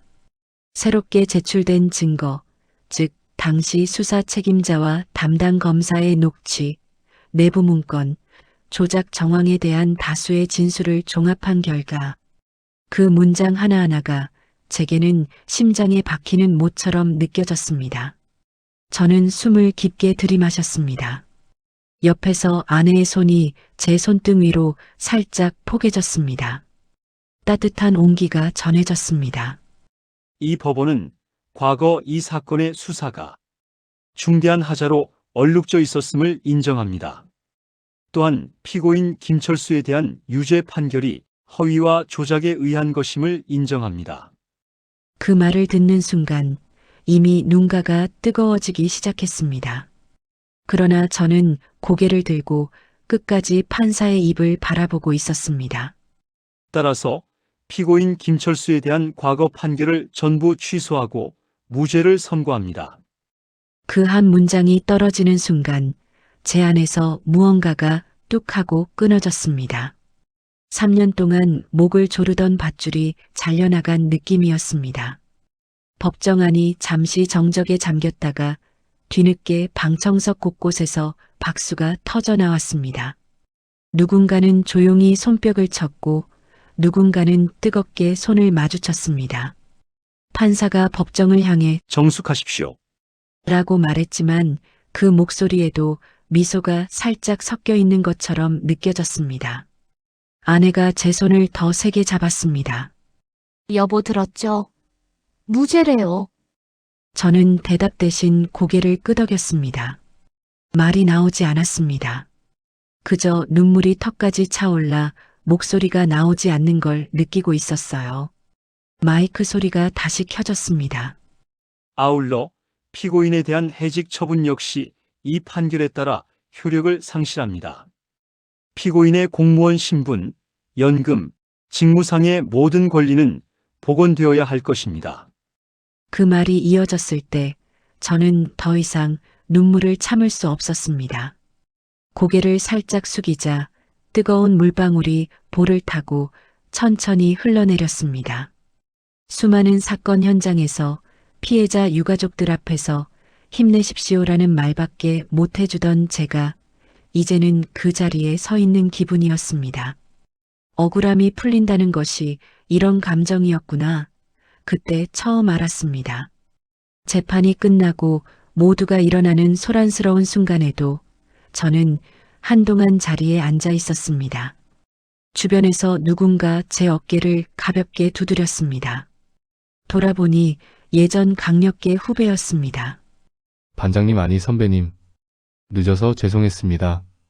저는 웃으려고 애쓰며 말했습니다. 이제 와준 것만 해도 고마워. 법정 밖으로 나오자 현관 앞에 기자들이 몰려 있었습니다. 마이크와 카메라가 동시에 제 쪽으로 향했습니다. 김철수 전 반장님, 한 말씀만 해주십시오. 지금 심정이 어떠십니까? 눈부신 플래시가 연달아 터졌습니다.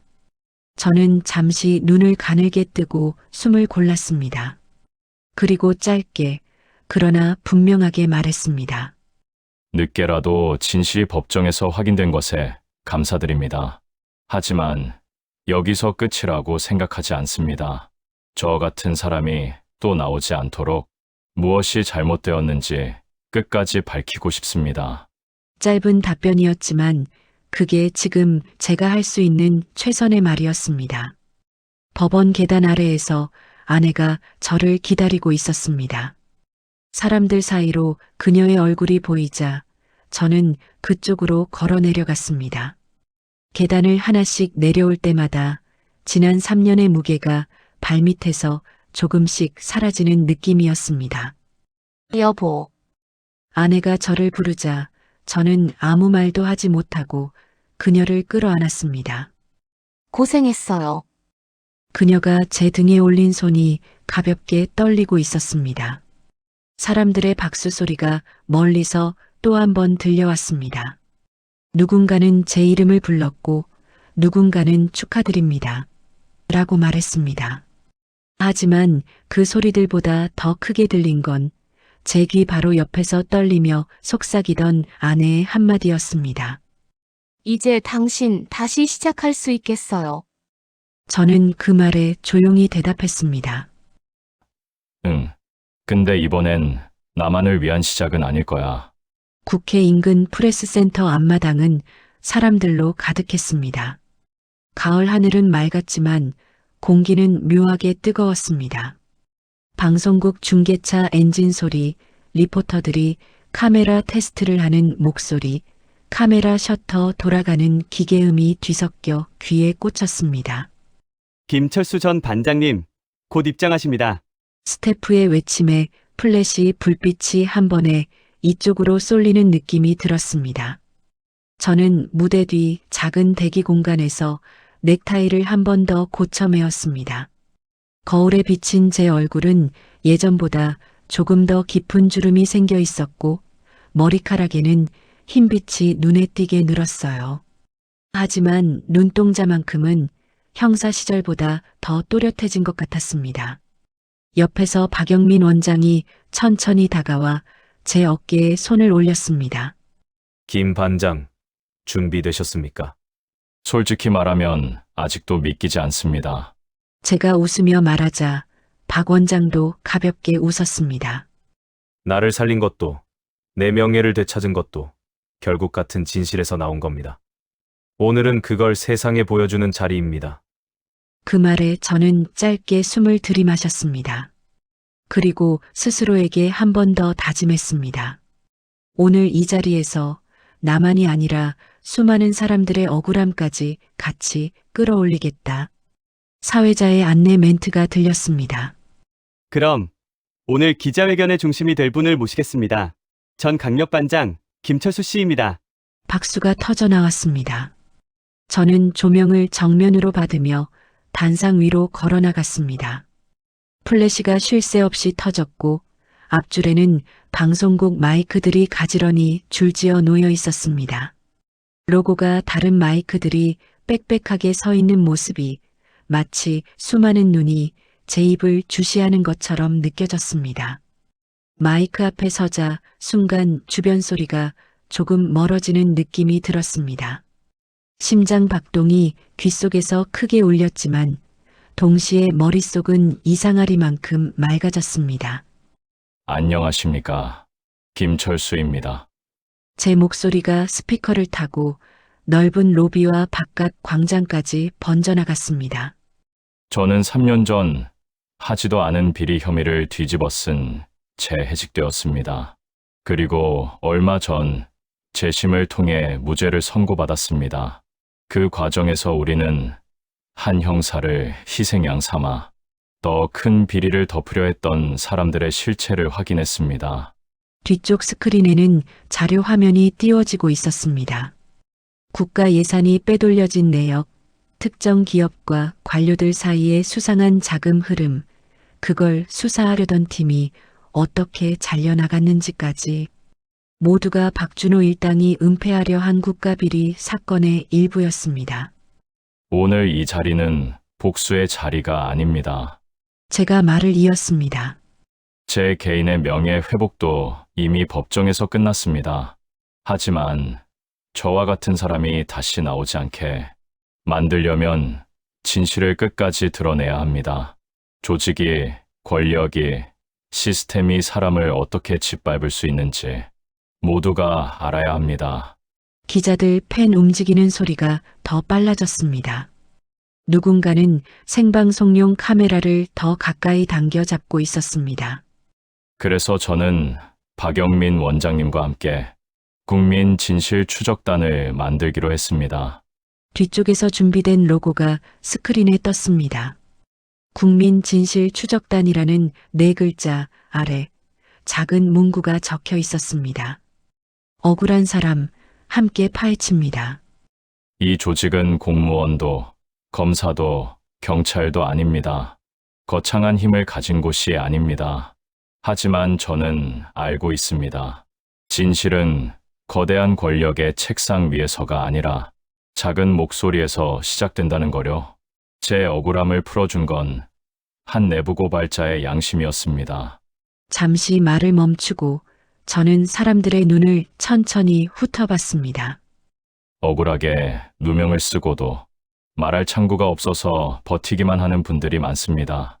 어차피 안 바뀐다는 말을 들으며 입을 다물고 사는 분들도 많습니다.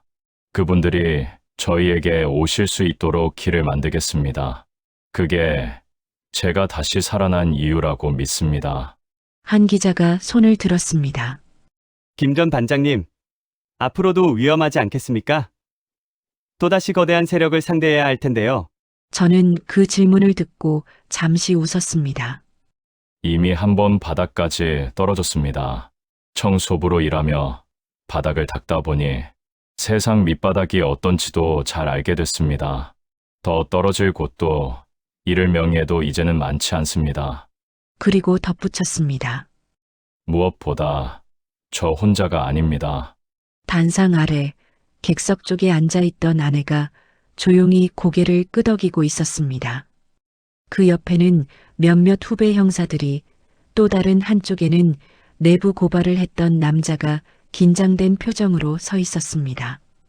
그리고 제 옆에는 목숨을 한번 잃을 뻔했다가 되찾은 국정원장이 서 있었고요. 저를 살린 건 해독제 주사 한 방이 아니었습니다. 포기하지 않겠다는 선택이었습니다. 이제는 다른 사람들을 위해 그 선택을 하겠습니다. 마지막 말을 마치자 잠시 정적이 흘렀습니다. 곧이어 박수와 셔터 소리가 동시에 터져 나왔습니다. 주변이 소란스러워졌지만 제 안은 오히려 고요해졌습니다. 단상에서 내려와 건물 밖으로 나왔을 때 늦가을 바람이 얼굴을 스쳤습니다. 저는 하늘을 한번 올려다봤습니다. 구름 사이로 햇빛이 길게 내려와 인도를 비추고 있었어요. 청소부 김철수로 시작됐던 이 이야기가 이제는 진실을 추적하는 김철수로 이어지고 있다는 생각이 들었습니다. 저는 숨을 깊게 들이마시고 조용히 한 발 내딛었습니다. 이제부터는 나 혼자가 아니라 수많은 사람들의 걸음을 대신 내딛는다는 마음으로 걸어가야 한다는 걸 알고 있었지만 이상하게도 발걸음이 가볍게 느껴졌습니다.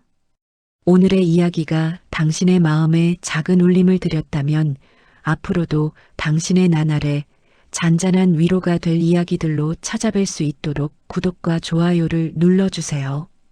그리고 사연의 주인공을 위한 따뜻한 말씀도 댓글로 부탁드립니다. 당신의 오늘을 늘 응원합니다.